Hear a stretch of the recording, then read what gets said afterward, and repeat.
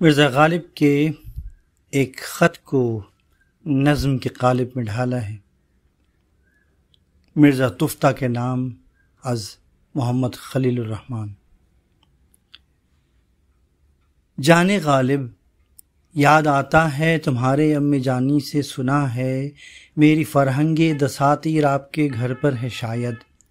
پھر یہ کہتا ہوں وہاں ہوتی تو کیوں نہ آپ ہی تم بھیج دیتے، تم کے ایک نورس سمر ہو اس نہالے جاں فضا کے، جس نے خود آنکھوں کے میرے سامنے نشو و نما پائی ہے، اور میں ہوں ہوا خواہ و مربی اس نہالے جاں فضی کا، مجھ کو تم سے پھر نہ کیوں کر پیار ہوگا۔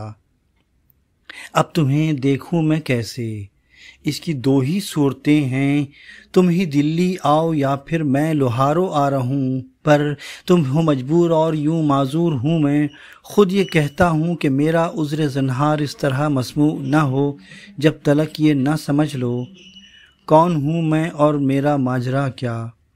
اب سنو کہ دو ہیں عالم، ایک ہے ارواح کا اور ایک عالم آب و گل کا، حاکم ان دونوں کا جو ہے حق ہے، فرماتا ہے خود ہی آج ہے کس کے لیے یہ پادشاہی، اور پھر وہ آپ خود ہی بولتا ہے واحد القہار اللہ کے لیے ہے۔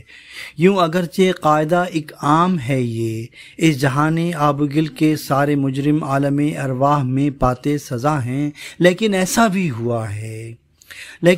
بھی ہوا ہے عالم ارواح میں جس نے خطا کی ہے اسے اس عالم دنیا میں بھیجا اور سزا دی۔ یوں رجب کی 8ویں تھی جب یہ عاجز روبکاری کے لیے بھیجا گیا ہے، اور پھر 13 برس کے بعد میرے واسطے حکم دوام حبس بھی صادر ہوا ہے۔ ایک بیڑی ڈال دی پاؤں میں میرے، اور دلی شہر کو زندہ مقرر کر دیا ہے، یوں مجھے زندہ میں ڈالا، فکر نظم و نثر کو میری مشقت کر دیا ہے۔ بعد برسوں جیل خانے سے میں بھاگا، پھر بلاد شرقیہ میں کچھ برس پھرتا رہا ہوں۔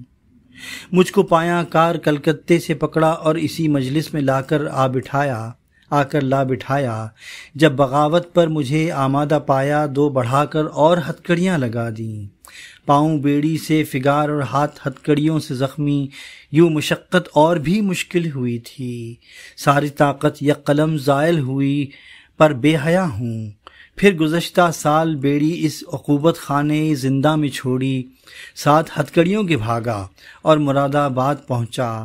2 مہینے سے بھی کچھ کم میں وہاں تھا، پھر اچانک آن پکڑا۔ اب کیا ہے عہد کہ میں پھر نہ بھاگوں گا کبھی یوں، بھاگ لوں پر بھاگنے کی اب کسے طاقت رہی ہے۔ دیکھیے حکم رہائی کب ہو صادر، ایک ذرا سا احتمال آخری ہے، چھوٹ جاؤں گا میں ذی الحجہ میں اب کے، پھر رہائی پانے والا بس سوائے اپنے گھر کے اور کہیں جاتا نہیں ہے۔ سوچتا ہوں اس نجات آخری کے